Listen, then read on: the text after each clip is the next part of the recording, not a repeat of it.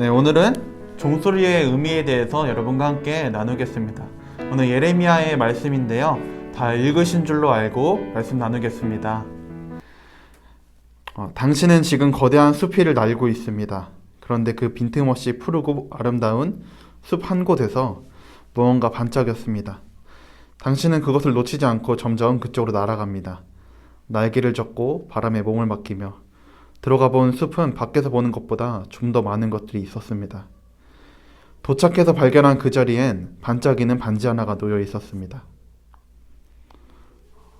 왜 갑자기 반지 얘기를 하냐고 생각하실 수도 있는데요. 왜 이런 얘기를 하냐고요? 이 이야기는 성경의 구약의 계시를 이해하는 관점을 보여주는 글입니다. 신약교회 공동체의 모습을 묘사한 건데요. 여러분 어떠셨나요? 낯설죠? 어렵죠? 오늘 우리가 함께 읽은 예레미야서는 구약시대의 사람들이 어땠는지를 한번 살펴보기 위해서 이 글을 가져왔습니다. 구약시대의 독자들은 이 본문을 어떻게 이해했을까요? 오늘 우리가 함께 읽은 예레미야의 본문을 어떻게 이해했을까요? 이 본문을 읽고 혹시 예수님을 떠올렸을까요? 바로 예수님을 떠올릴 수 있었을까요? 아니요, 그렇진 않았을 것 같아요. 그 당시의 독자들은 예수님을 떠오르진 못했을 것 같습니다.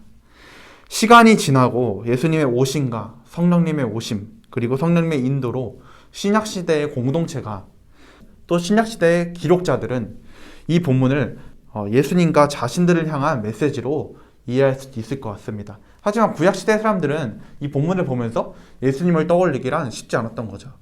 신약시대 사람들은 예수님이구나 라고 생각을 할 수 있었습니다. 마치 앞선 이야기에서 묘사한 숲 바깥에서 나무 위로 날아오르는 새, 그리고 새가 보는 풍경이 점점 더 분명해지는 것입니다. 예레미야 31장은 이스라엘의 백성들을 향한 하나님의 구원과 회복을 이야기하고 있습니다. 예레미야를 가만히 쭉 읽다 보면은 구원과 회복에 대한 이야기로 가득 차 있습니다. 그런데 오늘 우리가 읽은 9절은 그들을 구원하신 이유가 하나님 아버지께서 이스라엘의 아버지이시기 때문이라고 얘기를 하고 있습니다. 9절은 그들을 구원하시는 이유가 하나님께서 이스라엘의 아버지이시기 때문이라고 얘기하고 있습니다. 바벨론의 포로가 된 이스라엘 백성들을 향해서 이 메시지가 선포되었을 때 바벨론의 포로가 되어서 지금 굉장히 힘들어하고 있는 상황 속에서 이스라엘 백성들은 예레미야의 이 말씀이 자신들을 향한 말씀으로 이해됐을 것입니다. 이스라엘 백성들은 분명히 이 말씀들을 자신들을 향한 메시지로 생각했을 것입니다. 그런데 이 말씀은 신약시대의 공동체, 신약시대의 교회 공동체가 봤을 때는 그들도 역시 자신들을 향한 메시지로 생각했을 것입니다. 구약시대의 바벨론의 포로였던 사람들이 예레미야의 말씀이 나를 향한 말씀이구나라고 생각했던 것처럼 신약시대의 사람들도 이 예레미야의 말씀이 우리를 향한 말씀이구나라고 생각했을 것입니다. 에베소서 1장은 하나님의 신비한 뜻이 세상의 모든 것이 그리스도로 머리로 하여 통일되는 것이라고 얘기를 합니다. 그 계획 안에서 우리가 상속자가 되었다고 얘기를 합니다. 더 분명하게 요한복음 1장은 그 이름을 믿는 자들이 하나님의 자녀가 되었다고 얘기를 합니다. 하나님의 자녀. 여러분은 하나님의 자녀이십니까? 신약시대의 교회 공동체는 더 이상 이스라엘의 혈통이 아닙니다. 하나님의 자녀입니다. 우리도 하나님의 자녀입니다. 그리스도를 믿고 따르는 모든 이들이라는 사실을 우리는 알아야 합니다. 그리스도를 믿고 따르는 모든 이들은 하나님의 자녀입니다. 또 하나님께서 예레미야 31장을 통해서 말씀하신 회복의 풍경이 하나님께서 회복시키실 거라는 풍경이 단순히 구약시대의 이스라엘 백성들만의 것이 아니라 오늘날 하나님께서 창조하신 이 세계를 살아가고 있는 우리에게 주어지는 말씀입니다. 창조의 세계를 향한 회복의 말씀이라고 우리는 알 수 있습니다. 여러분, 우리는 너무나 자연스럽게 우리를 하나님의 자녀라고 생각하고 있습니다. 여러분, 근데 우리가 어떻게 이 이야기를 의심 없이 받아들일 수 있을까요? 예레미야 시대에 바벨론 포로기 때 선포됐던 말씀이 오늘날 우리에게 주시는 말씀이다라고 어떻게 우리가 의심 없이 받아들일 수 있을까요? 그것은 바로 성탄이 주는 신비가 있기 때문입니다. 2000년 전에 오신 예수님이 오늘날 나의 구원자가 되어주시고 나의 그리스도가 되어주시고 나의 가장 좋은 친구가 되어준다는 이 사실을 믿는 것이 성탄을 통해 주신 신비입니다. 세상의 모든 죄와 폭력을 대신 지고 가시는 사건, 하나님께서 그를 다시 살리셔서 왕으로 삼으시고 연약함으로 승리하신 만왕의 왕이 되셔서 하늘에서 모든 것을 다스리시는 그것을 믿음으로 우리는 수천 년 전의 시간과 공간과 거리에 상관없이 하나님의 자녀가 된 것입니다. 예수 그리스도께서 모든 죄를 지고 가시고 십자가에 달리심으로 또 다시 오심으로 우리는 하나님의 자녀가 되는 것입니다.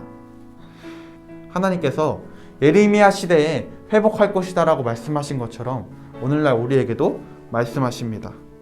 동일한 사명을 주시는 것입니다. 여러분, 오늘 우리가 알아야 할 사명이 두 가지가 있습니다. 첫째로 너희도 혈통이 아니라 은혜로 구원을 받았으니, 하나님의 은혜, 십자가의 은혜로 구원을 받았으니 너희도 남을 차별하지 말아라.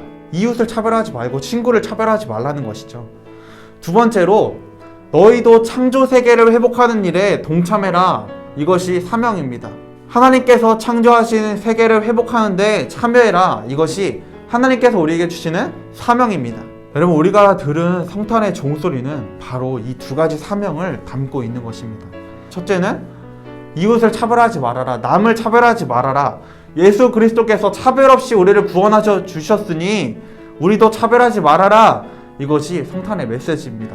두 번째로 우리도 하나님의 창조 세계를 회복하는 일에 동참하자.